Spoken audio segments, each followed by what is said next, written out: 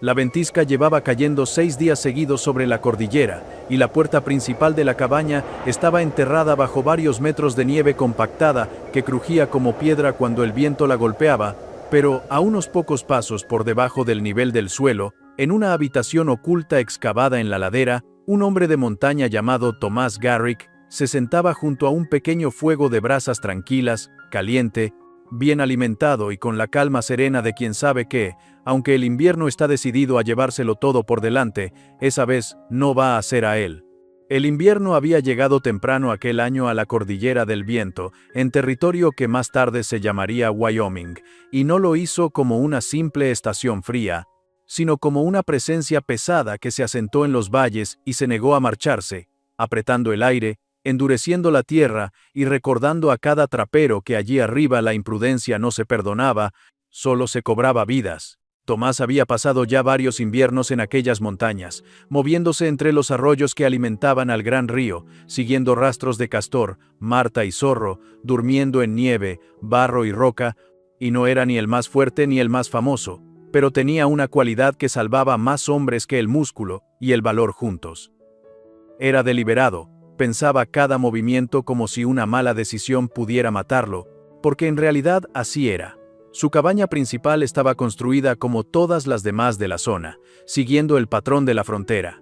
Troncos encajados, barro en las juntas, una simple ventana pequeña, una puerta recia y una chimenea de piedra en un extremo, suficiente en teoría para atravesar inviernos duros si uno cortaba bastante leña y no cometía estupideces.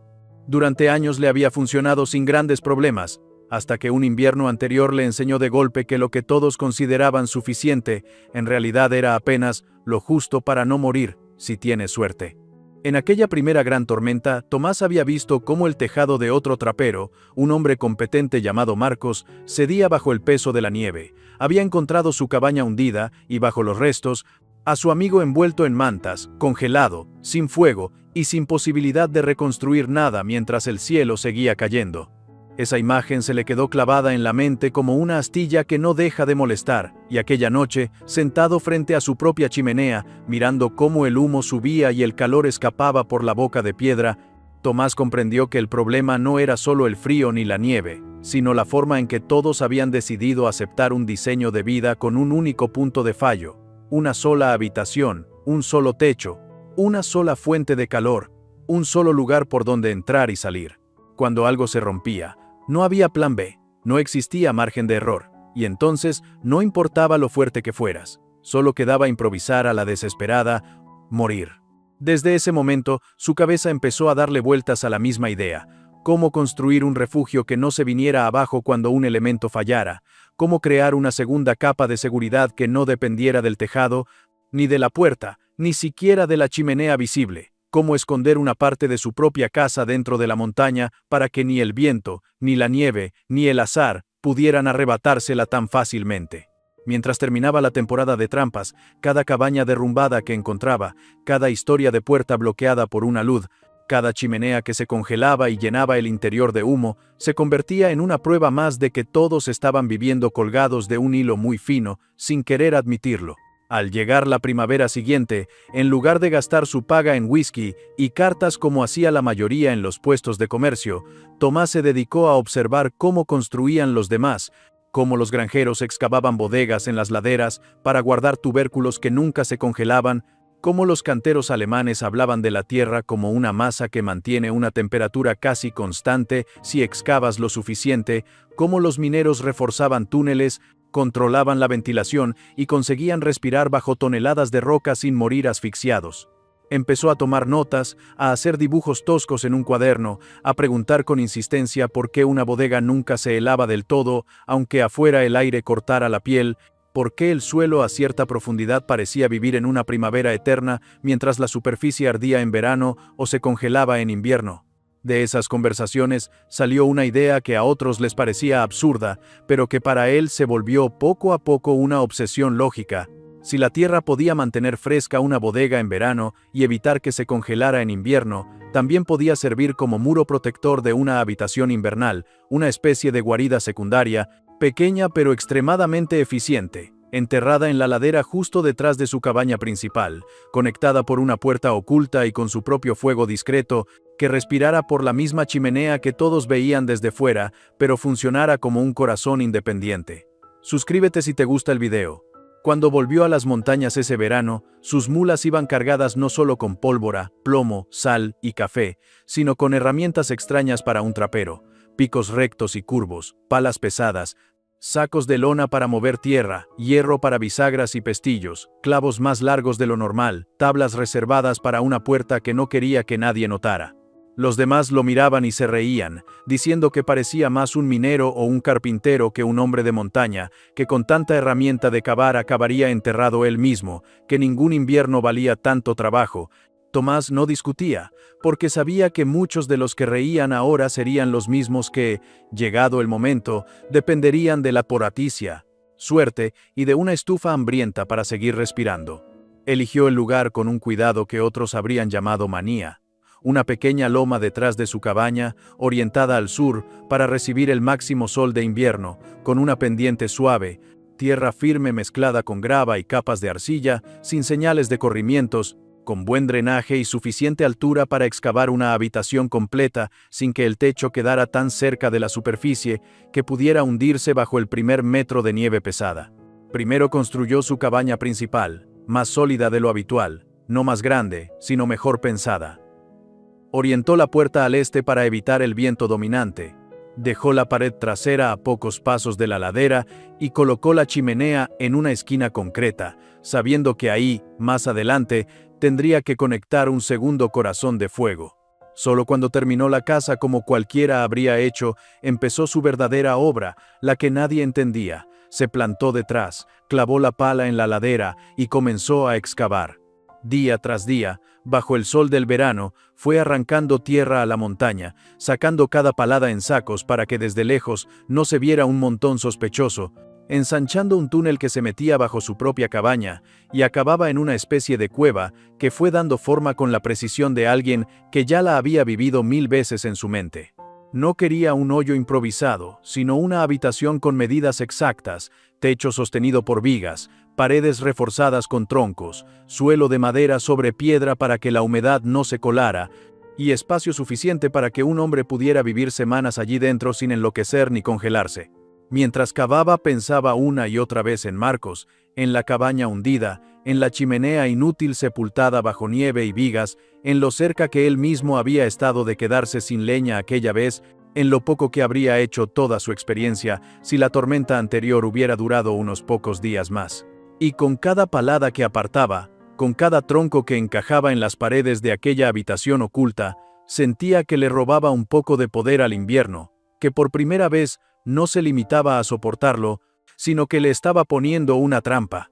Lo que todavía no sabía era que la verdadera prueba de su habitación invernal no sería una tormenta cualquiera, sino una ventisca tan brutal que sepultaría la cresta entera y convertiría su cabaña principal en una trampa helada, mientras, unos metros más adentro de la montaña, en el espacio que todos ignoraban, el aire seguiría siendo cálido, el fuego seguiría vivo, y el tiempo, por una vez, jugaría a su favor.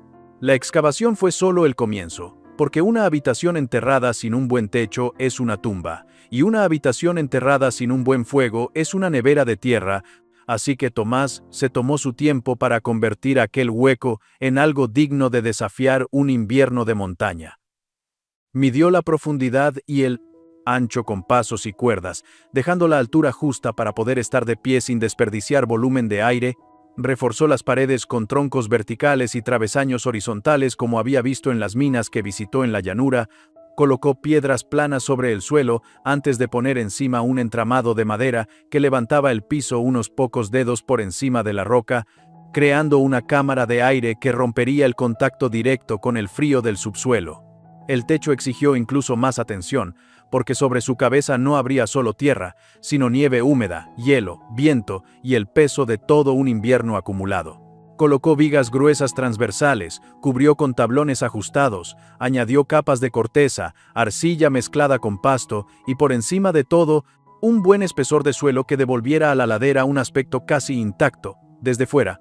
Nadie que pasara a cierta distancia habría sospechado que bajo aquella colina aparentemente corriente existía una estancia capaz de albergar a un hombre, su fuego y víveres para varias semanas. El siguiente problema era el acceso, porque abrir un simple agujero en la ladera bastaría para entrar, pero también permitiría que el frío, el viento y, sobre todo, las miradas curiosas detectaran que allí ocurría algo extraño. Tomás quería una habitación oculta de verdad, no una segunda cueva evidente que cualquiera pudiera saquear o bloquear con nieve. Así que se volvió hacia su propia cabaña, y tomó una decisión que a cualquier otro constructor le habría parecido una locura absoluta: cortó su pared trasera. Antes de hacerlo, reforzó la carga con una viga colocada en alto, encastrada entre los troncos, fijada con herrajes que había comprado meses antes con ese único propósito. Luego marcó un rectángulo estrecho y alto y comenzó a cerrar, arrancando madera dosificada hasta abrir un hueco justo lo bastante grande para que un hombre con un fardo pudiera pasar. El resultado, una vez instalada la puerta, era inquietantemente discreto. Desde el interior de la cabaña, la hoja de madera se confundía con el resto de la pared. Las vetas seguían el mismo sentido. Las uniones estaban ajustadas hasta el punto de que tuvo que rellenar la junta con tiras de tela para sellar el aire, y solo un pestillo sencillo del lado de la sala indicaba que allí había algo más que un tronco. Desde el interior de la habitación de tierra no había manilla, ni cerrojo, ni nada, porque aquel portal estaba pensado para hacer un acceso desde la casa hacia el refugio, no al revés, como una escotilla de escape que solo tú conoces. Pero una habitación invernal sin calor no vale más que un baúl vacío, así que Tomás se enfrentó al último desafío, el que habría hecho retroceder a más de uno: cómo encender un segundo fuego sin levantar una segunda chimenea que delatara la existencia de la estancia oculta. Si sacaba un tubo de humo por la ladera, cualquier par de ojos atentos sabría que allí había algo escondido. Si no daba salida al humo, se asfixiaría él mismo. La solución que encontró fue tan ingeniosa como arriesgada: construir un pequeño hogar de piedra en una esquina de la habitación oculta y conectarlo, mediante un conducto cuidadosamente tallado entre los troncos y la mampostería, con la chimenea de la cabaña principal, de modo que desde fuera solo se viera el humo de siempre, aunque en realidad procediera de uno u otro fuego, o incluso de los dos a la vez. Levantó ese hogar secundario con piedras planas del arroyo, formó un cajón estrecho, más profundo que ancho, con un fondo ligeramente inclinado que devolvía el calor hacia la estancia, y abrió un tiro pequeño, no más ancho que el ancho de una mano, que subía escondido entre la estructura de la pared hasta encontrarse con el tiro principal de la casa, unos palmos por encima de la chimenea visible. Selló cada junta con barro amasado, probó con puñados de hierba seca y pequeñas brasas, observó el humo subir por el conducto común, y comprobó desde el exterior que el penacho que salía de la chimenea era el mismo de siempre, sin ninguna señal extraña que delatara lo que estaba pasando bajo la ladera. Era, en esencia, un sistema de dos fuegos bajo una sola chimenea, uno público y otro secreto. Suscríbete si te gusta el video. Con el espacio terminado y el fuego probado, faltaba convertir esa habitación en una cápsula de supervivencia real, no solo en un experimento de ingeniería. Durante el otoño, entre cacerías y revisiones de trampas, Tomás fue llenando las estanterías que había fijado a las paredes. En lo alto, recipientes de madera sellados con resina donde guardaba grasa derretida, harina de maíz, sal, frutos secos, hierbas medicinales y todo aquello que no quería que el frío ni los roedores arruinaran. A media altura, mantas de lana enrolladas, ropa seca, carne curada colgando en tiras junto a peces ahumados, panes duros y galletas que podrían aguantar meses. En la parte baja, herramientas, munición, pedernal, cuerda, velas, yesca, un tonel de agua y una pila ordenada de leña cortada a la medida exacta del hogar pequeño. Cuando terminó, miró aquella habitación diminuta, ordenada y silenciosa, y comprendió que, si alguna vez el mundo exterior se volvía inhabitable durante semanas, allí abajo tenía todo lo necesario para desaparecer, sin dejar de vivir con dignidad. Sin embargo, aún quedaba un paso: probarlo de verdad. Un refugio que solo existe en tu imaginación es tan ficticio como una promesa en boca de un borracho, así que cuando llegaron las primeras nieves de noviembre, Tomás decidió encerrarse voluntariamente en su propia trampa benigna. Escogió un día en el que la nieve ya caía con fuerza, cerró la puerta de la cabaña, abrió la puerta oculta, cruzó al refugio, Encendió el hogar pequeño con unas pocas astillas, echó unos cuantos troncos, cerró detrás de sí y se obligó a vivir allí dentro, como si su casa principal hubiera desaparecido. Las primeras horas fueron de observación pura. Sintió cómo el calor del fuego se expandía rápido en un espacio tan reducido. Como las paredes de tierra, al principio frías, empezaban a templarse y a devolver una calidez suave, como el suelo elevado impedía esa sensación de frío que sube por los pies en las construcciones mal hechas. Al cabo de un rato, apagó casi por completo la llama, dejó solo brasas vivas y vio, con una mezcla de alivio y satisfacción, que la temperatura no caía en picado, sino que se mantenía gracias al calor que la propia estructura había absorbido. Hizo cuentas. Midió con la intuición de quien ha vivido muchos inviernos cuánta leña consumía allí dentro comparada con la que requería la cabaña principal. Y la diferencia lo sorprendió. Con un tercio de los troncos obtenía un calor más uniforme y duradero. Estuvo así varios días, saliendo solo para comprobar el estado de la cabaña y volver al refugio, y se convenció de que, llegado el momento, aquel cuarto enterrado sería algo más que una rareza. No sabía que la prueba real, la que de verdad dividiría su vida en un antes y un después, estaba a pocas semanas de distancia, escrita en el cielo en forma de un sistema de nieve que, cuando descendiera de la cresta, no dejaría intacta ni una sola estructura mal pensada. La gran ventisca del invierno siguiente llegó de golpe, empujada por un viento que parecía decidido a arrancar la cresta entera de la montaña, y en cuestión de días convirtió la cabaña principal de Tomás en un bloque atrapado bajo metros de nieve comprimida, con la puerta sepultada, parte del techo cediendo bajo el peso y el frío colándose por cada grieta, pero mientras la superficie se convertía en una trampa mortal, en la habitación invernal oculta, bajo la ladera, el aire seguía siendo cálido, el fuego seguía obediente, y las horas dejaban de ser una amenaza para convertirse, por primera vez, en algo que simplemente había que dejar pasar. La ventisca que sepultó la cresta empezó como tantas otras, con un cambio sutil en el viento y un silencio raro en el valle, pero en apenas unas horas mostró su verdadera cara. La nieve no caía en copos sueltos, sino en cortinas densas que el viento arrancaba de las cumbres y arrojaba contra las cabañas como si quisiera borrar cualquier rastro de presencia humana. Los tejados se curvaban bajo el peso creciente, las chimeneas escupían humo desesperado, las puertas crujían con cada ráfaga, y la temperatura descendía tanto que cualquier piel descubierta se volvía dolor en cuestión de segundos. Durante los 2 primeros días, Tomás mantuvo el fuego de la cabaña principal más por disciplina que por necesidad inmediata, consciente de que cada tronco que ardía allí era un tronco que no tendría en el refugio si las cosas se torcían. Pero aún así alimentaba las llamas, limpiaba la chimenea, abría la puerta lo justo para retirar nieve acumulada, y volvía a cerrar antes de que el viento pudiera robarle medio hogar de golpe. La nieve subía por la pared como si quisiera tragarse la casa, la puerta pesaba más cada vez que la empujaba, y la intuición que tantas veces le había salvado la vida comenzó a gritarle que estaba jugando con un límite muy fino.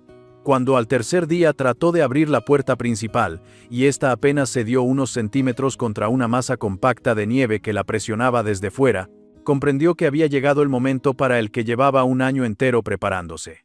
No esperó a que la situación se volviera crítica, no se quedó allí peleando con la entrada bloqueada, mientras el viento anclaba aún más la nieve contra los muros. Simplemente dejó que el fuego grande se consumiera poco a poco. Recogió unas cuantas cosas que quería tener a mano. Abrió la puerta camuflada en la pared trasera, cruzó al refugio y cerró tras de sí, dejando del lado de la cabaña un espacio que comenzaría a enfriarse sin remedio, y, del lado de la ladera, una habitación que se convertiría en su mundo entero durante los días siguientes. Encendió el pequeño hogar de piedra con unas astillas y 2 troncos, esperó a que el fuego cogiera fuerza y se acomodó sobre las mantas, escuchando cómo el viento rugía amortiguado al otro lado de la tierra, como si estuviera en otra montaña, en otro invierno. Allí dentro, el frío no entraba a golpes, sino solo como una leve presión que el calor del fuego neutralizaba con facilidad, y cada hora que pasaba, las paredes de tierra se templaban un poco más, devolviendo parte del calor que iban absorbiendo. Cuando la llama bajaba, no sentía el típico desplome de temperatura de una cabaña expuesta, sino una especie de meseta suave, porque el entorno no se enfriaba al mismo ritmo que el aire. Pasaron los días, y la ventisca no dio tregua.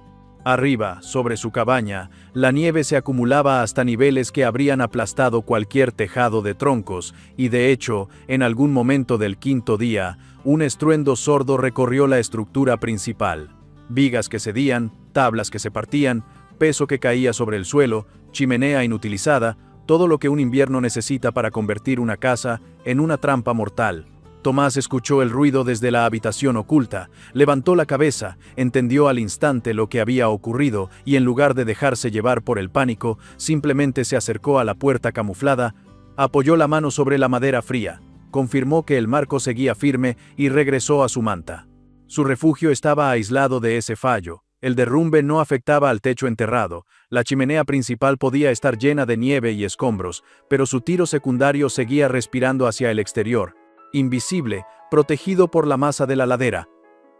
Durante casi una semana, su mundo fue aquel volumen de tierra transformado en habitación. Fuego pequeño, consumo de leña, calculado, comidas sencillas de carne seca y harina de maíz cocida, agua que no se congelaba gracias al calor ambiente, sueño profundo sin sobresaltos, porque sabía que ningún tejado podía caerle encima. Ningún viento podía abrir una puerta que daba a la nada, ninguna corriente le robaría el calor en cuestión de minutos. Cada día revisaba sus reservas, contaba los troncos restantes, observaba con ojo clínico cuánto tardaba la habitación en enfriarse cuando dejaba que el fuego muriera hasta las brasas, y cada día confirmaba lo que había intuido en sus pruebas. Aquella habitación enterrada necesitaba menos de la mitad de leña que la cabaña principal para mantener una temperatura cómoda, y soportaba sin apenas variación las embestidas del invierno que fuera. Cuando por fin la ventisca se cansó y el silencio volvió a las montañas, Tomás apagó el fuego del refugio, tomó una respiración profunda y se dispuso a salir. Abrió la puerta oculta hacia la cabaña y se encontró con una escena que confirmaba todo lo que temía desde aquella primera muerte que lo había marcado. Medio tejado hundido, nieve dentro, la chimenea convertida en una torre ciega, el interior tan frío como el aire exterior. De haber pasado la tormenta allí dentro, se habría quedado sin fuego, sin techo y sin salida en cuestión de horas. En cambio, gracias a la habitación invernal oculta, la catástrofe no había sido más que un ruido lejano en una noche cualquiera. Con el tiempo, la historia se corrió entre los pocos hombres de montaña que seguían entrando y saliendo de esa cordillera.